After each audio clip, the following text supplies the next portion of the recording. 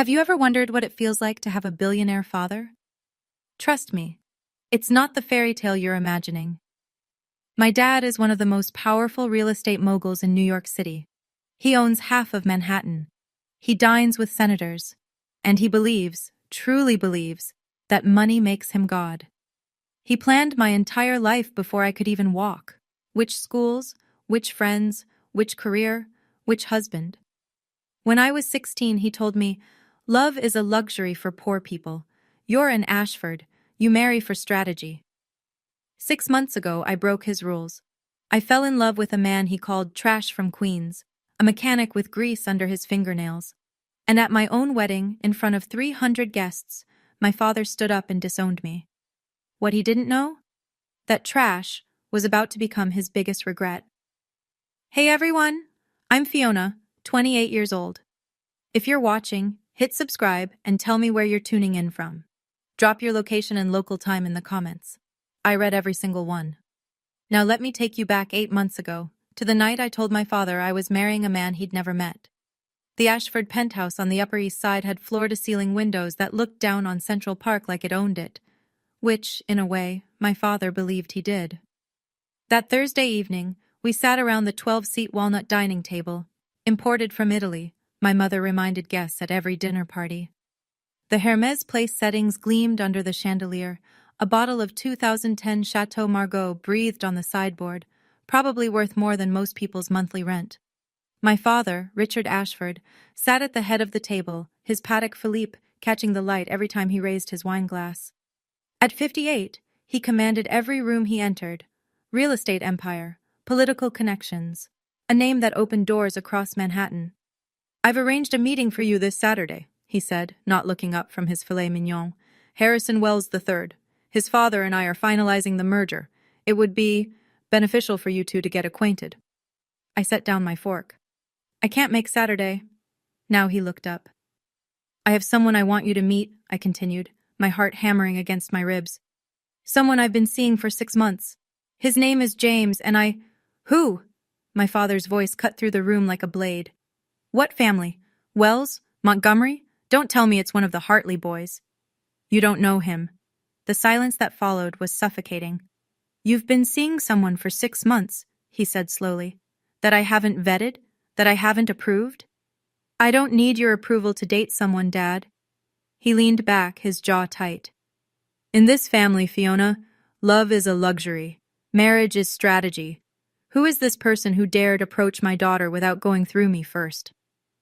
I met James 6 months earlier, on a Tuesday afternoon I was never supposed to have free. I'd escaped a particularly brutal board meeting where my father had criticized my marketing proposal in front of the entire executive team. Adequate, he'd called it. Acceptable for someone still learning.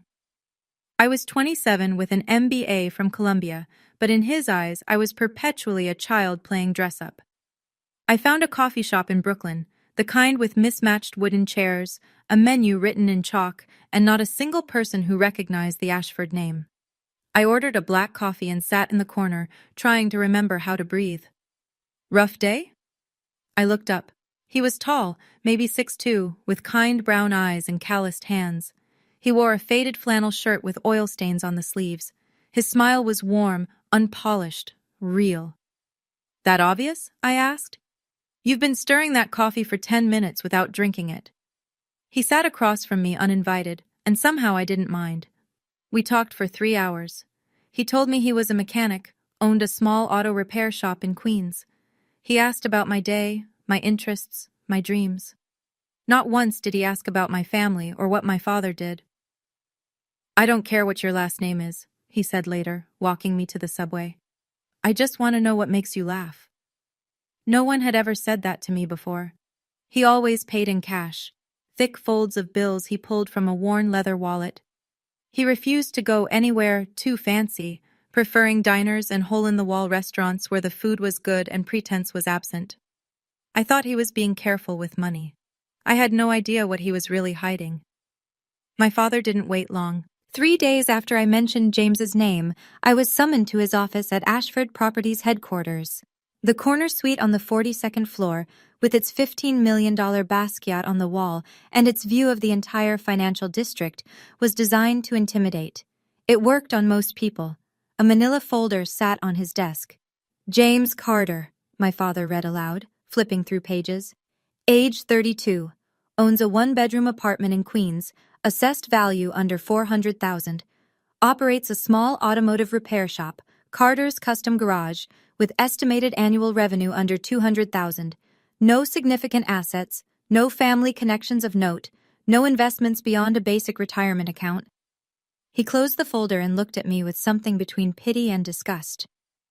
This is who you've chosen? A grease monkey from Queens? He's a good man. Good men don't build empires, Fiona. Good men get swallowed by them. He stood, walking to the window. I had the best private investigator in the city dig into this. James Carter. Do you know what he found? Nothing. No debts, no scandals, no skeletons. Just nothing. A completely unremarkable man. Maybe that's exactly what I want. He turned, his eyes cold. You're an Ashford. You don't get to be unremarkable. He doesn't want anything from me, Dad. He doesn't care about the money or the name or any of it. That's what you can't understand. My father laughed, a sharp, bitter sound. Everyone wants something. The only question is when they reveal it. He slid the folder across the desk. End this, now, before you embarrass this family further. I left the folder on his desk and walked out without another word. His investigator found nothing suspicious because James had been careful, very, very careful. James proposed on a Sunday morning. We were in his Queens apartment, small but spotless, filled with morning light streaming through windows he'd cleaned himself. He made me pancakes, burned slightly at the edges, and handed me a velvet box across the kitchen counter. Inside was a ring. Simple, elegant, a diamond on a gold band that caught the light like a tiny star. I know I'm not what your family expected, he said quietly. I know I can't give you penthouses or private jets, but I can give you this. I will never try to control you. I will never make you feel small, and I will spend every day trying to make you happy. I said yes before he finished speaking. That night, I called my mother. 2 months, I told her. We're getting married in 2 months. I wanted you to hear it from me first. The silence stretched so long I thought she'd hung up. You're killing me, Fiona. Her voice cracked with practiced pain. You're absolutely killing me. Do you know what this will do to your father, to our reputation? I'm getting married, Mom, to someone I love. Love? She spat the word like poison. You think love pays for your lifestyle? Love maintains your social standing? My brother Derek texted me an hour later. Heard you're marrying some broke mechanic. Bold move, sis. Can't wait to see you slumming it in Queens. I didn't respond. My father's call came last. His voice was ice. You want a wedding? Fine. I'll give you a wedding. A pause. One you'll remember for the rest of your life. I should have heard the threat in his words, but I was too happy to notice the knife being sharpened behind them. The first strike came at Kleinfeld Bridal. I'd scheduled an appointment to try on wedding dresses, nothing extravagant by Ashford standards, just a classic Vera Wang I'd had my eye on. The consultant, a woman who'd served my mother for years, greeted me with a tight smile. I'm so sorry, Miss Ashford, but there seems to be an issue with your account. My credit card declined, then the backup, then the emergency card my mother had given me for special occasions. I called the bank from the fitting room floor, surrounded by tulle and silk I suddenly couldn't afford. I apologize, Miss Ashford, but your accounts have been deactivated. The primary account holder removed your authorized user status yesterday. The primary account holder, my father. I sat there in my slip, staring at my phone, as the reality settled over me like a shroud. He hadn't just threatened. He'd started a financial siege. James found me an hour later, still sitting in the fitting room. I texted him through tears I refused to let fall in public. Let me help, he said, reaching for his wallet. No. Pride made the word sharper than I intended. I can't. I need to figure this out myself. But he pulled out a stack of cash anyway. $100 bills, at least $2,000, held together with a simple rubber band. More money than any mechanic should casually carry. I want to, he said simply. Let me. I looked at that stack of bills, too thick, too casual, and something flickered in the back of my mind. But I was too overwhelmed to examine it closely.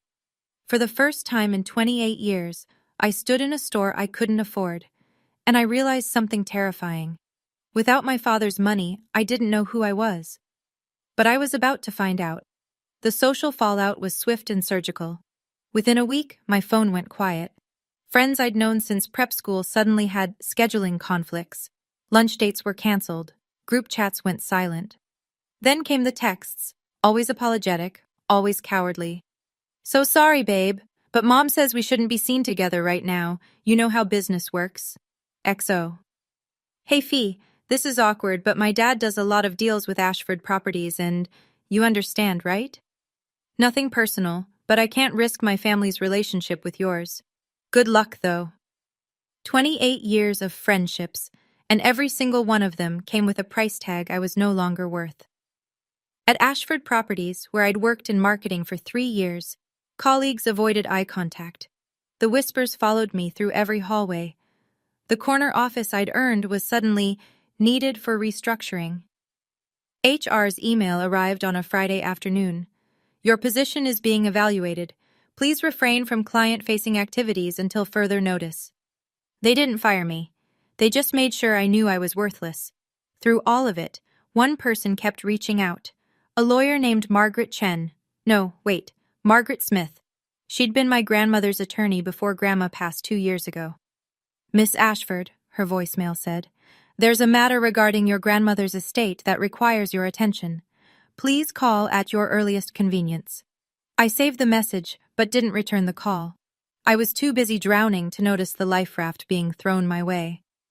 That night, I scrolled through Instagram and saw Derek at a rooftop party with all my former friends. My mother had commented, "So proud of my son. Family is everything." The message was clear. I was no longer family. James found us an apartment in Brooklyn. It was nothing like the penthouse I'd grown up in. No doorman, no marble floors, no view of Central Park. Just a bright 2-bedroom in a brownstone, with creaky hardwood floors and a tiny balcony that overlooked a community garden. It's not much, he said, watching my face as I walked through the empty rooms, but it's ours, no one else's. I started to cry. Not from disappointment, from relief. Here, my father's shadow couldn't reach. Here, I could breathe. James held me while I sobbed out years of pressure I hadn't known I was carrying. He didn't promise to fix everything or rescue me from my problems. He just stayed. I spent the next weeks sending out resumes to every marketing firm in the city. The rejections came fast, too fast. Somehow, everywhere I applied already knew about the Ashford situation. Doors slammed shut before I could even knock. I'll figure something out, I told James over dinner. Takeout containers spread across our second-hand kitchen table. I have to do this myself, he nodded. I know, but I'm here if you need me. That night, I woke at 2 a.m. to find his side of the bed empty. Through the cracked bedroom door, I saw him in the living room, phone pressed to his ear, speaking in hushed, urgent tones. The quarterly projections need adjustment before the board meeting. No, don't push it to Williams. I'll handle the technical review myself. I must have made a sound because he turned, saw me, and quickly said, I'll call you back. Work stuff, he said with a small smile. Go back to sleep. I nodded and returned to bed, but I lay awake for hours, wondering when mechanics started having board meetings. 1 week before the wedding, my father appeared at our apartment. I hadn't seen him since I'd walked out of his office. Now he stood in our Brooklyn doorway, his Tom Ford suit as out of place as a diamond in a sandbox, looking at our modest living room like it might be contagious. I'm here to make you an offer, he said, not bothering with greetings. James stood beside me, silent and watchful. My father pulled out a checkbook. $5 million. Cancel the wedding. Come home. We'll pretend this little rebellion never happened. I stared at the blank check in his hand. $5 million. More money than I could earn in a lifetime on my own. Enough to start fresh anywhere in the world. No. $10 million. His pen hovered. Final offer. I'm not for sale, Dad. His face twisted into something ugly. Then you're a fool. And when this marriage fails, because it will, don't come crawling back. You'll have nothing, no inheritance, no trust fund, no shares in the company, no Ashford name to protect you. He stepped closer, his voice dropping to a hiss. You'll be nobody, just like him. He gestured at James with contempt, James who hadn't said a word, who stood with his hands loose at his sides and a strange, cold calm in his eyes. Mr. Ashford, James said quietly, I think you should leave. Oh, the mechanic speaks, my father laughed. Enjoy her while you can, son. When the shine wears off and she realizes what she's given up, she'll resent you for it. I don't think she will. Something passed between them, a look I couldn't quite read. My father's smirk faltered for just a moment. Then he turned and walked out without another word. He'll make the wedding hell, I whispered. James took my hand. Let him try. Our wedding was supposed to be small. James and I had planned an intimate ceremony at a restaurant in Brooklyn. 50 guests, mostly colleagues from my marketing days who'd stayed loyal, and a few of James's friends from the garage. Simple. Meaningful. Ours. We arrived to find 250 extra guests already seated. They filled every corner of the restaurant, spilling out onto the patio, women in Chanel and Oscar de la Renta, men in bespoke suits worth more than our rent. My father's world, uninvited and unapologetic. My mother sat in the front row, dabbing her eyes with a handkerchief. Derek scrolled through his phone, looking bored. And there, at the center of it all, stood my father in a 3-piece Brioni suit, a glass of champagne in hand, smiling like he owned the place. Because in every way that mattered to him, he did. Surprise, sweetheart.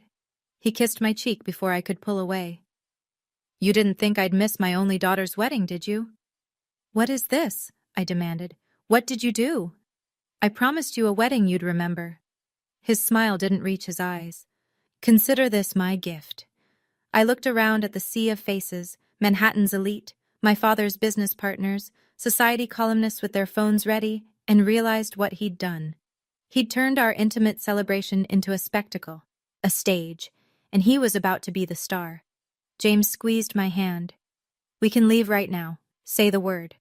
I looked at the guests, at my father's triumphant smile, at the altar we'd chosen together. No. I straightened my shoulders. We're getting married today. Whatever he's planning, we'll face it together. I had no idea how bad it was about to get. My father waited until the ceremony was complete. We'd exchanged vows, James's words simple and sincere, mine thick with emotion. The officiant pronounced us married. For one perfect moment, surrounded by the chaos my father had created, I was happy. Then came the clinking of glass. Richard Ashford rose from his seat, Dom Perignon in hand, and the room fell silent. 300 guests turned to watch him like spectators at an execution. A toast, he announced, his voice carrying across the restaurant. To my daughter and her husband. The pause before husband dripped with contempt. I built everything I have from nothing, he continued, pacing slowly toward the center of the room. Every dollar, every deal, every opportunity, earned through blood and sacrifice, and I dreamed that one day my daughter would marry someone worthy of that legacy. He stopped in front of our table, looking down at James like he was examining something unpleasant on his shoe. Instead, she chose this, a grease monkey from Queens, a parasite with nothing to offer but calloused hands and empty pockets. Gasps rippled through the crowd. Someone laughed nervously. I saw phones rising, recording. So I'm here to make an announcement. My father's voice hardened into steel. From this moment forward, Fiona Ashford is no longer my daughter. She is hereby removed from my will, cut off from her trust fund, and stripped of any claim to Ashford properties. He turned to face the crowd, arms spread wide. Let this be a lesson. When you choose poverty over family, you get exactly what you deserve. He drained his champagne, set the glass on our table, and smiled. Congratulations, sweetheart. You're finally getting everything you asked for. The silence that followed was deafening. James didn't flinch. He rose slowly from his chair, straightening his tie, a simple navy blue, nothing designer, and faced my father with an expression I'd never seen before, calm, controlled, almost amused. Thank you for coming, Mr. Ashford, he said, his voice steady and clear. "And thank you for your blessing." My father snorted. "Blessing? I just told you you're getting nothing." "I heard you." James stepped forward until they were face to face. "And I want you to know, we don't need it." "You don't need it," Richard laughed, harsh and mocking. "You own a garage worth less than my watch. You live in a shoebox apartment. What exactly do you have to offer my daughter?" James smiled, a small, private smile that sent a chill down my spine and my father's. "Something more important than money, Mr. Ashford. I have her." Somewhere in the crowd, an older man stood up, silver-haired, distinguished, wearing a suit that even I could tell was quietly expensive. He watched the exchange with sharp eyes and the hint of a smile. I'd seen him earlier among James's guests, but hadn't thought to ask who he was. My father glanced at the man, then back at James, and for just a moment, something flickered across his face. Uncertainty, maybe. The sense that he was missing something. "Enjoy your poverty," my father spat. "When she's tired of struggling, when she realizes what she's thrown away, and she will, don't say I didn't warn you." "Real wealth isn't measured in bank accounts, Mr. Ashford." James's voice dropped.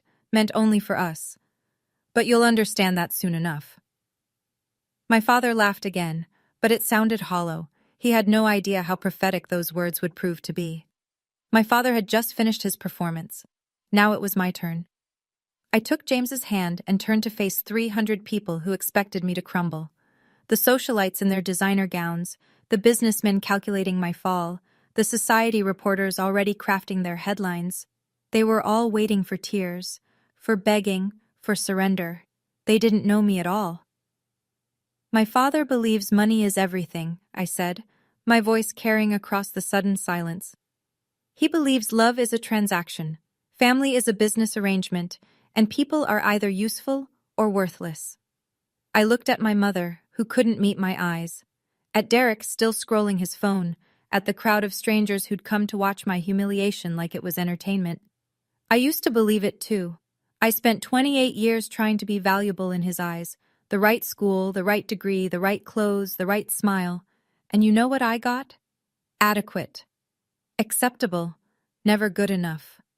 My father's jaw tightened, but he said nothing. Today, I chose something different. I chose to be loved for who I am, not what I'm worth. I squeezed James's hand. And if that cost me everything I was supposed to inherit, then it wasn't mine to begin with. I turned to the remaining guests, some looking uncomfortable, others moved. "If anyone here came to watch a tragedy, I'm sorry to disappoint you. This is a celebration. If you want to leave, the door is right there. But if you want to stay and actually celebrate with us..." I smiled. "Welcome to our wedding." About 30 people gathered their things and left, but nearly 270 stayed, including some of my father's own guests. He hadn't expected that.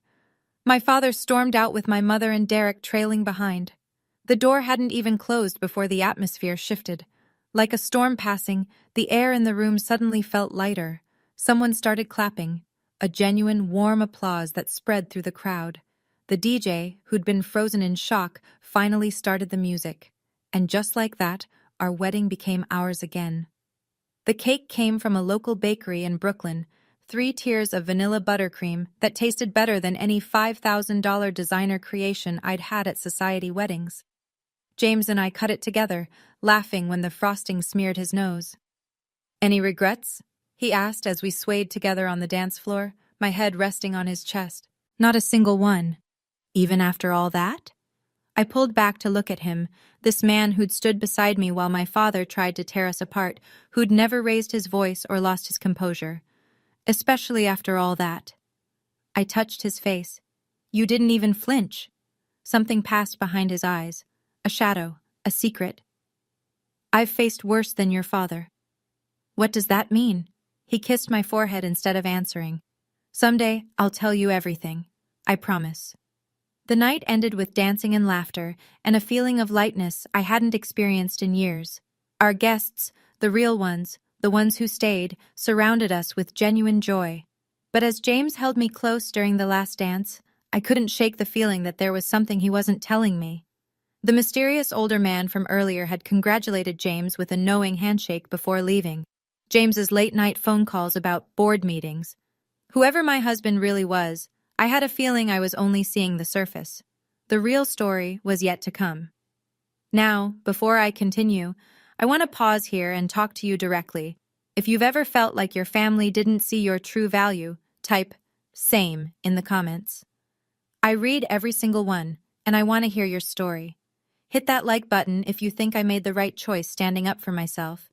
And if you haven't subscribed yet, trust me, you're going to want to hear what happens next. Because the twist, you won't see it coming. Let me continue. The honeymoon period lasted about 6 weeks. Not the romance. James and I were happier than ever, learning how to build a life together in our Brooklyn apartment. No, what ended was my hope of finding work. I'd applied to 43 marketing positions across the city, entry-level, mid-level, anything that would use my MBA and 3 years of experience. Every single application came back rejected, most without even an interview. Word traveled fast in Manhattan. The Ashford name, which once opened doors, now slammed them shut. Nobody wanted to risk offending Richard Ashford by hiring his disowned daughter. Maybe I should look outside the city, I said one night, staring at my laptop screen. Another rejection email. Another door closed. James was quiet, standing by the window. Or maybe you shouldn't work for anyone else. I can't exactly start my own company right now. I have maybe $3,000 to my name. Sometimes that's enough. I laughed bitterly. In what world? He didn't answer, just watched me with those calm brown eyes that I was beginning to realize hid more than he showed. Our savings dwindled. I insisted on paying half the bills. Some stubborn part of me needed to prove I wasn't just a kept woman. James never complained, never pushed, never offered to simply take care of everything. He respected my pride even when it made things harder. But at 3 a.m., when I couldn't sleep, the doubt crept in. What if my father was right? What if I couldn't survive without the Ashford name? What if I'd given up everything for a man I was only beginning to know? James found me on the balcony one night, wrapped in a blanket, crying silently at the city lights. "Tell me what you need," he whispered. "I don't know anymore." 3 months after the wedding, my phone lit up with my mother's name. I almost didn't answer, but some desperate part of me still hoped. "Darling." Her voice was honey smooth, the way it got when she wanted something. "How are you? We've been so worried." "Have you?" "Of course. You're still my daughter, no matter what your father says." A strategic pause. "You know, he hasn't formally changed the will yet. There's still time if you wanted to. Reconsider." "Reconsider my marriage." "Reconsider your choices. You've made your point, Fiona. We all understand you wanted independence, but surely by now you've realized that man can't give you the life you deserve." I thought about James making me coffee every morning, remembering exactly how I liked it. About the way he held me when the rejection emails piled up. About his steady faith in me when I had none in myself. "I think he already has," she sighed. "You're killing me, Fiona.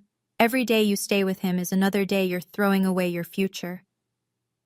The next attack came from Derek's Instagram, a photo from some rooftop party, my former friends, champagne, the Manhattan skyline. Caption: "Some people choose love over luxury. Hope they're enjoying their freedom. #poverty is romantic." The comments were brutal, laughing emojis, inside jokes I used to be part of. My mother had liked the post. James came home that evening to find me staring at the screen, tears tracking down my cheeks. He took the phone gently from my hands and looked at the post. For a moment, his jaw tightened, the first real anger I'd seen from him. "They'll rewrite this story soon," he said quietly. "I promise you." "How can you be so sure?" He kissed my forehead instead of answering. 4 months after my wedding, the letter arrived. Heavy cream paper, Ashford Properties letterhead, the law firm's seal embossed in gold. "Dear Ms. Ashford Carter, this letter serves as formal notification that Richard Ashford has executed amendments to his last will and testament. Per these amendments, you have been permanently removed as a beneficiary. Your previous designation to receive 20% of Ashford Properties holdings, estimated current value $200 million, has been reallocated. Additionally, Trust account number 47,891, established in your name, has been dissolved per trustee authority. These changes are final and irrevocable. Regards. $200 million. Gone with a signature. I sat on our tiny balcony as the sun set over Brooklyn, watching the sky turn from gold to purple to black. For 28 years, I'd been promised that money.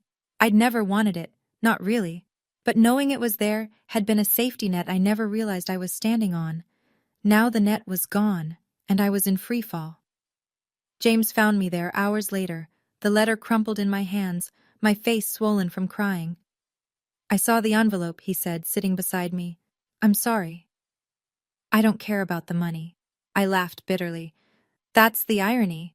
I never cared about the money, but knowing he could just erase me like that, like I never existed. James was quiet for a long moment. I have something to tell you, he said finally. Something I've been waiting for the right time to share. He took my hand. But not yet. In 3 months, there's an event. I need you to trust me until then. What kind of event? The kind that will change everything. He met my eyes. Can you wait that long? I didn't understand, but I trusted him. Yes. The next day, I finally returned Margaret Smith's call. Her office was in a brownstone on the Upper West Side, old money quiet, with mahogany bookshelves and leather chairs that had seen decades of confidential conversations. Thank you for coming, Mrs. Carter. She smiled warmly, emphasizing my married name in a way that felt deliberate. Your grandmother would be very proud of you. Hearing Grandma Maggie mentioned made my throat tight. She'd died 2 years ago, the only person in my family who'd ever truly seen me. You said there was something about her estate? Margaret nodded, sliding a folder across her desk. Before she passed, Margaret Thornton established a separate trust, independent of anything controlled by your father. She instructed me to inform you of it only after you married someone of your own choosing, without your father's approval. I stared at her. What? She knew, Fiona. She knew exactly what kind of man her son-in-law was, and she wanted to ensure you had options. Margaret opened the folder. The trust contains $500,000 in diversified assets. It became yours the day you married James Carter. $500,000, my grandmother's final gift. There was a letter inside, written in her familiar, elegant script. My darling Fiona, if you're reading this, it means you finally chose your own path. I am so proud of you. Your grandfather and I built our life on love, not money. We had nothing when we started, and everything when we ended, because we had each other. This money is not a fortune, but it's freedom. Use it to build the life you want. Never let anyone tell you what you're worth. All my love, Grandma Maggie, I cried in that office for 20 minutes. For the first time in months, they were tears of hope. 5 months after my wedding, I launched Thornton Creative, named after my grandmother's maiden name, a deliberate choice to separate myself from the Ashford legacy. I rented a small office in a co-working space in Soho, designed my own logo, and reached out to every small business owner I'd ever met who wasn't connected to my father's world. The first client was a coffee shop in Brooklyn, the same one where I'd met James. They needed help with their social media presence, and I charged them half my normal rate just to build my portfolio.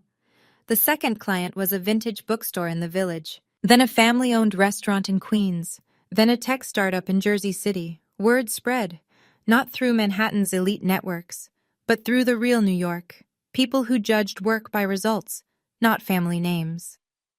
Within 2 months, I had more clients than I could handle alone. I was building something that was mine. I'm proud of you, James said one evening, watching me work on a campaign from our kitchen table. I couldn't have done it without Grandma's trust fund, or without you believing in me when I didn't believe in myself. He smiled that quiet smile. You would have found a way. That week, I received an email that made me freeze. Subject, Partnership Inquiry. From marketing@nexusai.com. Dear Ms. Thornton, Nexus AI. Technologies is interested in discussing a potential marketing partnership with your firm. We are impressed by your work with emerging businesses and believe your approach aligns with our brand values. Please contact us at your earliest convenience. Best regards, Nexus AI Marketing Division. I'd never heard of Nexus AI, but a quick Google search showed they were one of the fastest-growing tech companies in the country. Strange that they'd found my tiny firm. Very strange indeed. I didn't connect the dots immediately. But the business news that month was full of one story. Nexus AI Technologies was looking for real estate partners to build a massive data center on the East Coast. The deal was worth $50 million, and every developer in New York was scrambling for it, including, it turned out, my father. Derek mentioned it on Instagram, of course. A photo of Richard shaking hands with someone at a business conference. Caption: Dad closing in on the biggest deal of the decade. Ashford Properties plus Nexus AI equals fire. I scrolled past it without much thought. But a few days later, James came home with a curious look on his face. Did you see the news about Nexus AI? The data center thing? Yeah, everyone's talking about it. I looked up from my laptop. Why? No reason. But he was smiling, that small, private smile I still couldn't decode. Just interesting that your father wants it so badly. Everything's a competition with him. He probably doesn't even need the money. He just wants to win. James sat beside me on the couch. What would you say if I told you he's not going to? Win? How do you know? Because I know who runs Nexus AI. Something cold trickled down my spine. James, he took my hand.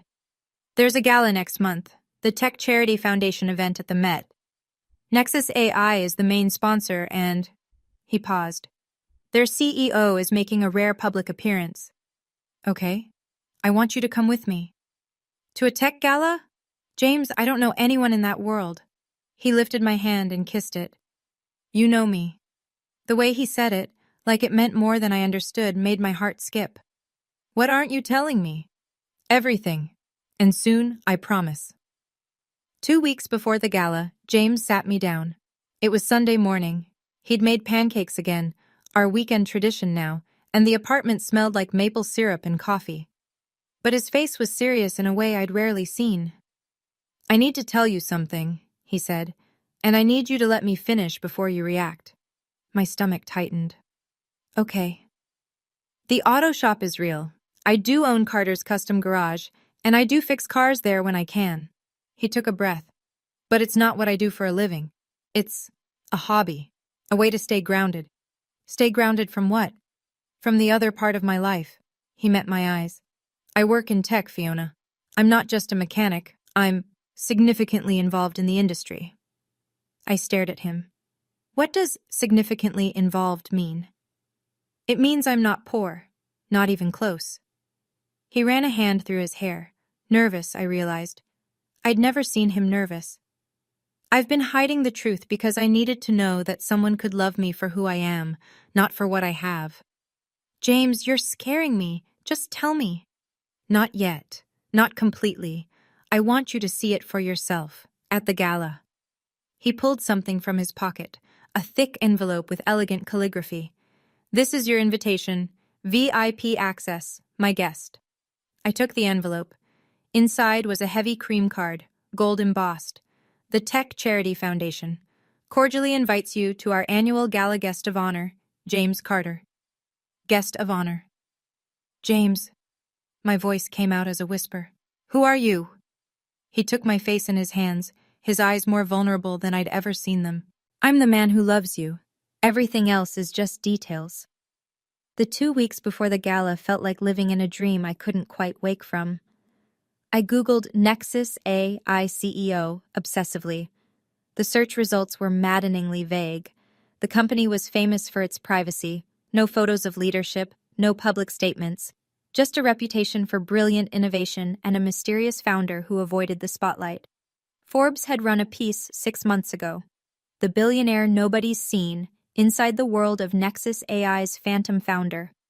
No name, no face. Just speculation about a young tech genius who'd built a $4 billion empire while staying completely invisible. I thought about James, his late-night phone calls about board meetings, the technical jargon I'd overheard, the casual stacks of cash, the mysterious older man at our wedding who'd looked at James with something like respect or deference. The pieces were all there. I'd just been too close to see the picture. The night before the gala, James presented me with a dress, a Valentino, black and elegant, probably worth more than our monthly rent. I didn't ask how much it cost. I was beginning to understand that money wasn't a concern for him, had never been. "Are you angry?" he asked quietly. "That I didn't tell you sooner?" I looked at this man, my husband, who I was only now beginning to truly know. "I'm not sure what I am," I admitted. "You lied to me." "I withheld information to protect something important. There's a difference." "Is there?" He nodded. "Tomorrow you'll understand everything, and then you can decide how you feel." He kissed my forehead. "Whatever you decide, I won't blame you." I barely slept that night. In a few hours, I would walk into a world I thought I'd left behind, and discover that my husband wasn't the struggling mechanic my father had mocked. He was something else entirely. The Metropolitan Museum of Art had been transformed. Crystal chandeliers hung from the ceiling of the Great Hall like frozen starbursts. 500 of the most powerful people in technology, finance, and media mingled beneath Renaissance masterpieces, champagne flutes catching the light. The women wore couture, the men wore power like a second skin, and everyone was watching us. I walked in on James's arm, my black Valentino suddenly feeling inadequate against the sea of designer gowns, but James moved through the crowd like he owned it, nodding to people who nodded back with deference I couldn't explain. "James Carter," a silver-haired man said, shaking his hand warmly. "Looking forward to the announcement." "Senator Mitchell," James replied. "Thank you for coming." Senator. James knew senators. We'd barely made it to the bar when I spotted them. My father, my mother, and Derek, standing near the auction displays, working the room with practiced smiles. Richard's eyes swept the crowd constantly, searching for someone. Then they landed on me. His face went through a rapid series of emotions. Confusion, recognition, contempt. He started walking toward us, my mother hurrying to keep up. "Fiona!" He stopped a few feet away, looking at James with a predator's smile. What a surprise. I didn't realize they let the help into these events. James said nothing, just watched him with that unsettling calm. "Don't tell me you crashed the party." Richard laughed, looking around for an audience. "Security should really do a better job of screening for—" "Mr. Ashford," a woman in a headset appeared at his elbow. "The CEO of Nexus AI will be speaking in 15 minutes. You requested a seat at the sponsor table?"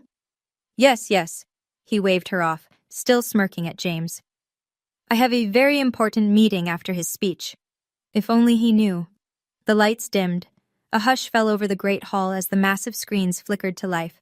The Nexus AI logo, a sleek silver N intertwined with a circuit pattern, appeared, followed by sweeping footage of their technology, self-driving systems, medical AI, climate modeling. "Ladies and gentlemen," the MC announced, her voice echoing through the hall, "tonight marks a historic moment. For the first time ever, the founder and CEO of Nexus AI Technologies will address the public in person." Murmurs rippled through the crowd. My father leaned forward in his seat, adjusting his tie. I saw him mouth something to my mother, probably strategizing about his approach after the speech. "This company has revolutionized artificial intelligence across every sector. Their innovations have changed how we live, work, and connect. And the mind behind it all has, until now, remained private." James squeezed my hand. "Are you ready?" "For what?" He smiled. Not his small, private smile, but something brighter, something free. "For everything to change." The MC's voice swelled. "Please welcome the CEO and founder of Nexus AI Technologies, valued at $4.7 billion and named by Forbes as one of the most influential people in tech." James let go of my hand. "James Carter!" The room erupted in applause. My father's champagne glass froze halfway to his lips. My mother's mouth fell open, and James, my James, the mechanic from Queens, the man my father had called trash, walked onto that stage like he'd been born there. The screens behind him lit up with his name, his face, his title, James Carter, CEO and founder, Nexus AI Technologies. I looked at my father. His face had gone white, completely, utterly white. And for the first time in my life, I saw Richard Ashford at a loss for words. James spoke for 20 minutes. He talked about innovation, responsibility, and the future of technology. He was brilliant, articulate, passionate, and magnetic in a way I'd only glimpsed in private moments. The audience hung on every word. I barely heard any of it.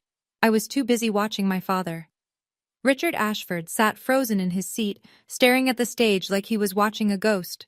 The color had drained from his face and never returned. My mother kept touching his arm, whispering urgently, but he didn't respond. Derek had stopped pretending to be bored and was now openly gaping. When James finished his speech, the standing ovation was thunderous. 500 of the most powerful people in America were on their feet, applauding the man my father had called a grease monkey. James found my eyes in the crowd and smiled, just for me. The reception afterward was chaos. Everyone wanted to meet the mysterious CEO who'd finally emerged. Investors, politicians, media moguls, they swarmed him like moths to flame. But James had one destination first. He walked directly to where my father still sat, seemingly unable to stand. I followed, my heart pounding. "Mr. Ashford." James's voice was pleasant, professional. "I believe you wanted to discuss a business partnership." My father looked up. His mouth opened and closed several times. "You," his voice came out strangled, "you're the CEO of the company you've been pursuing for 2 years." James pulled out a business card. Simple, elegant, undeniable. "James Carter, Nexus AI. Perhaps you've heard of us." Richard's hands shook as he took the card. Forbes later confirmed what everyone in that room was calculating. James Carter was worth $4.7 billion. My husband was richer than my father by a factor of 2. The mechanic was a billionaire. My father recovered faster than I expected. Within seconds, his shock transformed into a businessman's smile, the same one he used when closing deals, when pretending to like people he'd later destroy. "James." He stood, extending his hand like they were old friends. "I had no idea. This is wonderful news. I always told Fiona she had excellent taste." The lie was so blatant I almost laughed. James didn't take his hand. "You told me I was trash, Mr. Ashford."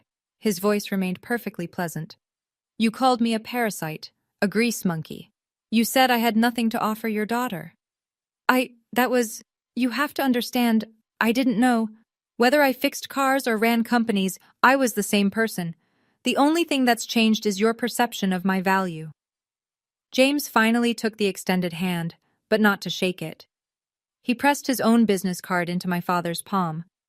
"Which says more about you than it does about me." Around us, people were watching, listening, recording on their phones. My father's smile strained. "Let's discuss this privately. The data center deal. I'm sure we can come to an arrangement that benefits everyone. I've already made my decision about that." James's voice carried just enough to be heard by the nearby crowd. "Nexus A, I will not be partnering with Ashford Properties." "What? Why?" "Because I don't do business with people who treat their families like assets to be traded." James stepped back, sliding his arm around my waist. "Your daughter chose love over money. You punished her for it. I don't reward that kind of behavior." The whispers spread like wildfire. By morning, this story would be on every business page in America. Richard Ashford had just lost the biggest deal of his career to his own son-in-law. Okay, I need to stop here for a second. Did any of you see that coming? Be honest. Type shocked if you didn't, or called it if you did. I want to know. And if you've ever had someone underestimate you based on appearances, you're not alone. That's the lesson, isn't it? Never judge a book by its cover. Subscribe if you haven't already, and turn on notifications. Because what happened next? That's where it gets really good. Back to the story. The fallout was immediate and merciless. By midnight, the video from our wedding, my father's entire toast calling James trash, was everywhere. Someone had finally posted it, and now it had context. The man Richard Ashford had publicly humiliated was worth $4.7 billion. The headlines wrote themselves. "Real estate tycoon mocks son-in-law at wedding. Turns out he's a tech billionaire." Ashford Properties, CEO, learns expensive lesson about judging books by covers. The $50 million mistake. How one father's pride cost his company everything. Within a week, 2 of my father's other business partners announced they were reviewing their arrangements. One major investor pulled out of a development project, citing concerns about judgment and leadership. The social media comments were brutal. Every business forum, every society blog, every corner of the internet was laughing at Richard Ashford. But the sweetest twist came from Derek. My brother, my Instagram-mocking, champagne-toasting brother, showed up at our apartment 3 days after the gala. He actually rang the doorbell like a civilized person. "James!" He shifted uncomfortably in our living room. "Look, I wanted to apologize for the things I said, the Instagram posts. It was immature, and You wanted to apologize," James said calmly, "or you wanted access." Derek's face reddened. "Come on, man. We're family now. Think about the partnerships we could create. Ashford Properties and Nexus AI, working together. The same Ashford Properties that disowned my wife?" James stood. "The same family that cut her off and mocked her for marrying me?" He opened our front door. "You made your choice 6 months ago, Derek. We're not family. We're just people who share a relative." The door closed. Derek left. Some people only apologize when they want something. James understood that better than anyone. My mother called 3 times before I answered. "Fiona, darling." Her voice was thick with tears. Real or manufactured, I couldn't tell anymore. "You have to understand, I always supported you. I wanted to speak up at the wedding, but your father, you know how he is." "You didn't say a word, Mom." "I was afraid. You know what he's like when he's angry. I had to protect myself." "You had to protect yourself." I let the words hang. "What about protecting me?" Silence. "I have something," I said quietly. "Something Grandma's lawyer gave me. A letter that was supposed to stay sealed." I heard her sharp intake of breath. "Grandma's lawyer found an email in the estate files, Mom, an email you sent to Dad 2 days before my wedding." I pulled up the screenshot on my phone, the one Margaret Smith had reluctantly shared when I asked about family communications around that time. "You wrote, 'Richard is right. She needs to learn. Let her struggle for a few months without money. She'll come crawling back and marry Harrison like she should have.'" The silence stretched so long I thought she'd hung up. "That was taken out of context." "Was it?" My voice was steady now. "You didn't defend me, Mom. You helped plan my punishment. You stood there while Dad humiliated me, and you were part of it the whole time. Fiona, I'm not angry." And I realized, saying it, that it was true. "I'm just done. If you want to be part of my life, really part of it, you'll have to earn it, through actions, not words." "What does that mean?" "It means I'll call you when I'm ready. Please don't call me again until then." I hung up before she could respond. Some boundaries need to be built with silence. My father came alone. No driver, no entourage, no Tom Ford armor. Just a tired man in wrinkled clothes, standing in our Brooklyn doorway with something I'd never seen before on his face: humility. "May I come in?" I stepped aside. James stood by the window, watching but not interfering. My father looked around our modest apartment. The second-hand furniture, the small kitchen, the photos from our wedding on the wall. And for once, he didn't seem to be calculating its value. "I've lost 3 partnerships this week," he said quietly. "The data center deal is dead. The board is discussing whether to remove me as CEO of my own company." He laughed bitterly. "Turns out public humiliation has consequences." "I'm sorry about your business problems." "No, you're not. And you shouldn't be." He finally met my eyes. "I was wrong, Fiona. About James. About you. About what matters." I'd waited my whole life to hear those words. Now that they came, I felt tired. "I don't need your apology, Dad." "Then what do you need?" I thought about it. Really thought about it. "I need you to understand that I'm happy. Not because my husband turned out to be rich. I was happy before I knew. I'm happy because I'm respected, supported, loved for who I am." I stepped closer. "Can you understand that?" Something shifted in his face. Maybe not full understanding. Maybe that was too much to ask. But something. "I'm trying." "Then try harder." I put my hand on his arm. "I'm willing to have you in my life, Dad, But not as someone who controls me, not as someone who judges my worth by my husband's bank account, as my father. Just that. He nodded slowly. I don't know how to do that. Then learn. It wasn't forgiveness, but it was a start. 1 year after our wedding, Thornton Creative had 15 employees. My little marketing firm had grown into something real, not because of James's money or connections, but because of referrals from satisfied clients and a reputation I'd built one project at a time. We'd just signed our biggest contract yet, a year-long campaign for a Fortune 500 company who'd found us through word of mouth. James still went to the garage on weekends. He said it kept him grounded, reminded him of who he was before the billions. Sometimes I joined him, handing him wrenches and learning the names of engine parts. My father was still learning too. Our relationship wasn't healed, might never be fully, but he was trying. He'd started therapy, according to my mother. He'd asked me to coffee twice, and both times he'd asked questions about my life instead of talking about himself. Progress, not perfection. That Christmas, we celebrated at James's mother's house in Connecticut, a cozy colonial with a garden and real laughter echoing off the walls. No designer decorations or catered meals, just family. Any regrets? James asked, pulling me close as snow fell outside the window. I thought about the penthouse I'd lost, the trust fund that vanished, the $200 million I'd never see.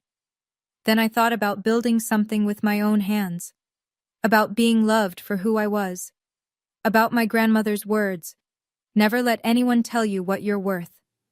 Not a single one.